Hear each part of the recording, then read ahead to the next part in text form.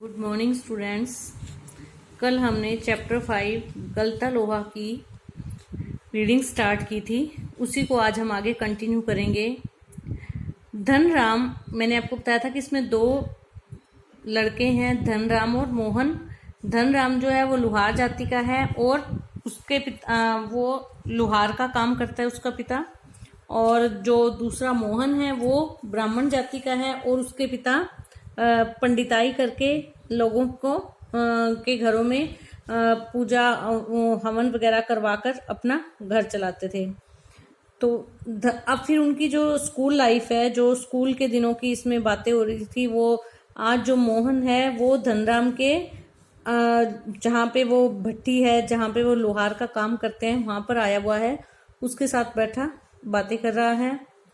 धनराम गांव के खेतीहर या मजदूर परिवारों के लड़कों की तरह तीसरे दर्जे तक ही पढ़ पाया। मास्टर जी उसका विशेष ध्यान रखते थे, मतलब कि जो मजदूर परिवार के जितने भी बच्चे थे, किसानों के बच्चे थे, वो तीसरे दर्जे तक, थर्ड क्लास तक ही पढ़ पाते थे। तो वही धनराम के साथ भी हुआ। धनराम को 13 का पढ़ा कभी याद नहीं हुआ, इसकी वजह से उसकी पिटाई होती। मास्टर जी का नियम था कि सजा पाने वाले को अपने हथियार भी जुटाना होता था। अब वो अपनी स्कूल लाइफ को याद कर रहे हैं कि धनराम जो था ना, वो पढ़ाई में होशियार नहीं था और मास्टर जी का भी ये मानना था कि लोहार का बेटा है जो ना, उसके दिमाग में भी लोहा भरा हुआ है, अर्थात वो पढ़ने में तेज हो ही नहीं सकता। ब्राह्मण का बेटा ही पढ़ाई में तेज हो सकता है। इसीलिए वो हमेशा धनराम को व्यंग्य करते रहते थे और उससे हमेशा 13 का पढ़ा सुनते थे, जो कि उसको कभी भी याद नहीं होता था। और मास्टर जी का एक नियम था कि वो पिटाई करने के लिए जो साधन लेते थे ना, डंडा, वो भी बच्चे खुद ही लेकर आते थे। और धनराम की जब पिटाई होनी होती थी तो वो कहते थे कि अपने लिए हथियार भी ढूंढ कर लाओ। धनराम डर या मंदबुद्धि होने के कारण 13 का पहाड़ा नहीं सुना पाया।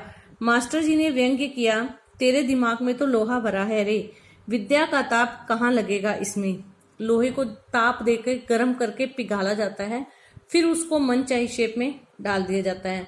तो मास्टर जी कहते हैं कि तेरे दिमाग में लोहा भरा है, उस पे विद्या का ताप कहाँ लगेगा, अर्थात विद्या के ताप से वो लोहा पिघल नहीं सकता। इतना कहकर उन्होंने थैले से 5-6 दरांतियां निकालकर धनराम को धार लगा लाने के लिए पकड़ा दी। हालांकि धनराम के पिता ने उसे हथौड़े से लेकर धन चलाने की विद्या सिखा दी। विद्या सीखने के दौरान मास्टर त्रिलोक सिंह उसे अपनी पसंद का बेंच चुनने की छूट देते थे, परंतु गंगाराम इसका चुनाव स्वयं करते थे। एक दिन गंगाराम अचानक चल बसे। धनराम ने सहज भाव से उनकी विरासत संभाल ली। अब वो कहते हैं कि मास्टर जी तो कहते हैं कि वो विद्या ग्रहण ही नहीं कर सकता। विद्या का मतलब केवल किताबी ज्ञान से नहीं होता, विद्या का मतलब होता है सीखना। अब उसने अपने पिता से लोहारी का काम इतने अच्छे तरीके से सीख लिया। वो कहते हैं कि उसके पिता, जो धनराम के पिता थे गंगाराम, उन्होंने अच्छे तरीके से उसको घन चलाने की विद्या, घन होता है हथौड़ा, वो चलाने की विद्या सिखा दी थी कि कैसे लोहे को कूट पीट कर चीजें बनानी है। तो जब मास्टर जी उससे पहाड़ा सुनते और वो ना सुना पाता, तो वो अपने थैले में से दरांतियां होती हैं, फसल काटने के लिए खेतों में काम आती हैं। तो मास्टर जी कहते इन दरांतियों को धार लगा देना, धार मतलब तीखा करना।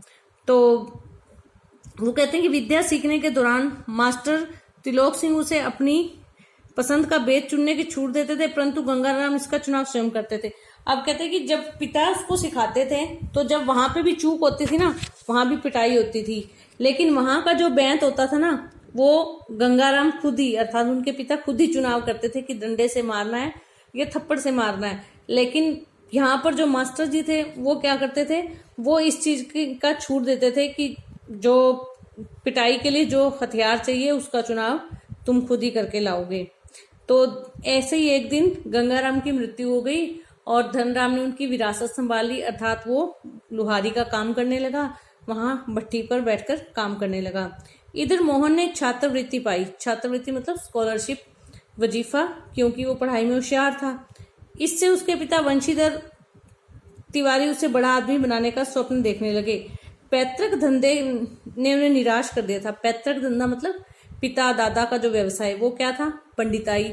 अब क्या था कि गांव में इतना काम चलता नहीं था, तो इस धंधे ने उनको निराश कर दिया था। तो उनकी आशा क्या थी कि मोहन जो है वो पढ़ लिख कर बहुत बड़ा आदमी बन जाएगा। तो वे कभी परिवार का पूरा पेट भर नहीं पाए, अतः उन्होंने गांव से 4 मील दूर स्कूल में उसे भेजा।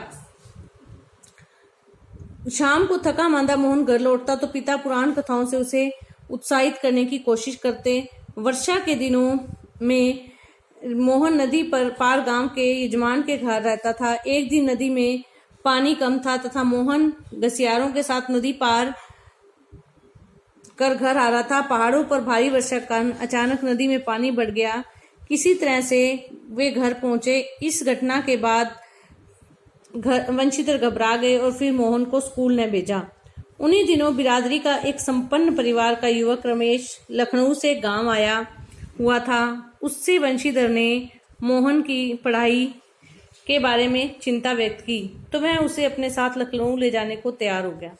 अब ये क्या है, ये पुराना घटनाक्रम है। आज वो बैठे कहाँ हैं, धनराम की जो लुहार की दुकान है, भट्टी है, वहां बैठे हैं और वो पुराना घटनाक्रम याद कर रहे हैं कि क्या कैसे था, धनराम का पढ़ाई में क्या हाल था और मोहन ने कैसे स्कॉलरशिप पाई। और वो अब जो गांव का जो स्कूल था ना वो 3री तक ही था, 5वीं तक ही था, तो अगली कक्षा के लिए उसे दूसरे गांव जाना पड़ता था और दूसरे गांव और उस गांव के बीच में नदी थी, तो उसे नदी पार करके जाना पड़ता था। बारिश के दिनों में क्या आता था, वो उसी गांव में किसी अपने रिश्तेदार के घर रुकता था। एक दिन ऐसे ही वो अपने घर वापस आ रहा था तो नदी में पानी कम था, लेकिन जब वो बीच नदी में पहुंचा तो अचानक से पहाड़ों की तरफ से पानी का बहाव आ गया और किसी तरह वो बड़ी मुश्किल से बचते वो एक घर पहुंचा। उस दिन के बाद वंशीधर ने उनको भेजना बंद कर दिया क्योंकि उनको पुत्र की चिंता थी। तो इस तरह से क्या हुआ कि घटनाक्रम में एक और बदलाव आया। उनके ही जानकारी में उनके ही परिवार का एक लड़का रमेश, जो कि लखनऊ में रहता था, अच्छी नौकरी पे था, वो गांव में आया और वंशीधर ने अपनी परेशानी उसको बताई। तो रमेश ने बड़ी खुशी से मोहन को अपने साथ ले जाना स्वीकार कर लिया। आगे की रीडिंग हम कल करेंगे। धन्यवाद।